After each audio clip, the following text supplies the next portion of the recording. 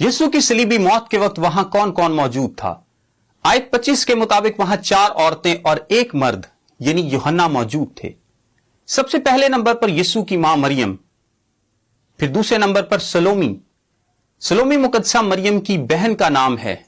ये यीशु के शागिर्दों याकूब और यूहन्ना की मां और जबदी की बीवी थी।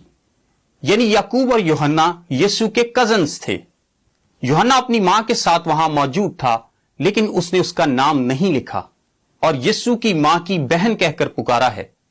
अलबत्ता मरकस 15 बाब 40 आयत में सलोमी का नाम लिखा गया है। फिर तीसरे नंबर पर मरियम जो क्लोपास की बीवी थी। मरियम यीशु के शागिर्द याकूब की मां थी और क्लोपास की बीवी थी। क्लोपास को बाकी अनाजील में हल्फई कहा गया है।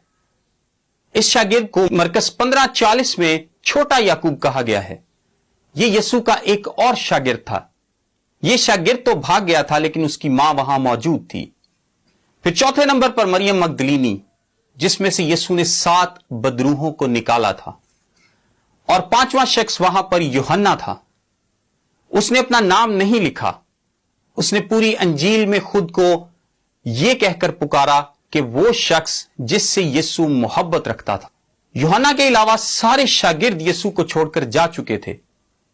इस मौका पर वहां औरतों की मौजूदगी उनके अज़्म और हिम्मत की आला मिसाल है, और यह इससे बढ़कर यीशु के लिए उनकी मोहब्बत का इजहार है, क्योंकि ऐसे शख्स के साथ जिसको एक मुजरम के तौर पर सलीब दी जा रही हो, अपना ताल्लुक जाहिर करने के लिए अज़्म हिम्मत के साथ साथ बेपनाह मोहब्बत का होना भी जरूरी है, और कामिल मोहब्बत खौफ को दूर कर देती है। आइए जानते हैं यूसुफ और यीशु के भाई कहां थे।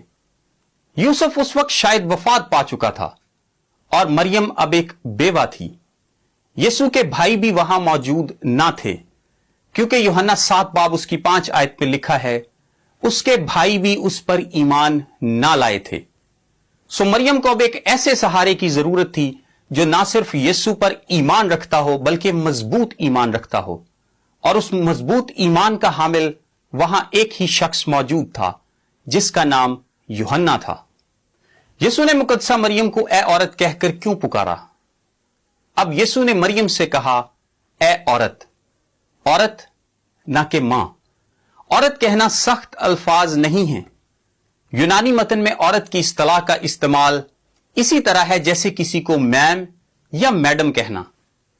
यीशु ने अपने बपतिस्मा के बाद जब अपनी जमीनी खिदमत का आगाज किया, तो उसके बाद मुकद्दसा मरियम को मां कहकर कभी नहीं पुकारा।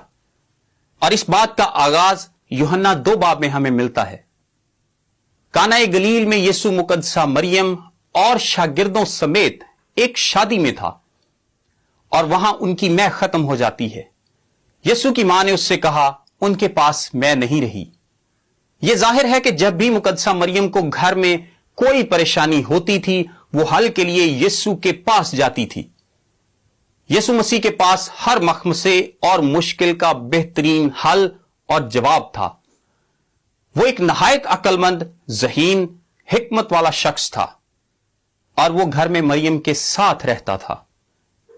अब यीशु ने मरियम से कहा, ए औरत। यह वही लफ्ज है जो उसने सलीब पर भी इस्तेमाल किया।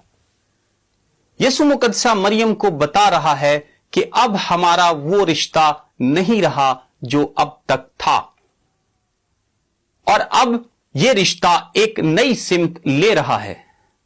वो अब इस पोजीशन में नहीं है कि यीशु की जिंदगी में कोई इख्तियार इस्तेमाल कर सके। वो अब इस पोजीशन में नहीं है कि वो उसे बताए कि उसे क्या करना है, या उसे तजावीज पेश करे या हदायत दे। ये एक बहुत बड़ी तब्दीली थी, क्योंकि मुकद्दसा मरियम ने आज तक जो कुछ भी यीशु से मांगा था, उसने उसे कभी इनकार नहीं किया था। उसने मोहब्बत में उसे हर चीज दी थी। लेकिन अब यीशु एक इलाही मिशन पर है, और अब कोई भी उसे हदायत नहीं दे सकता सिवा उसके बाप के कि उसे क्या करना है और कैसे करना है। और क्या आप जानते हैं कि यीशु ने कभी किसी से मशवरा नहीं मांगा था? मां की फरमाबरदारी और इताअत में रहने के 30 साल पूरे हो गए। मां के ताल्लुक से उसने अपनी जिम्मेदारी को पूरा कर लिया और अब वो अपने आसमानी बाप के मिशन पर है।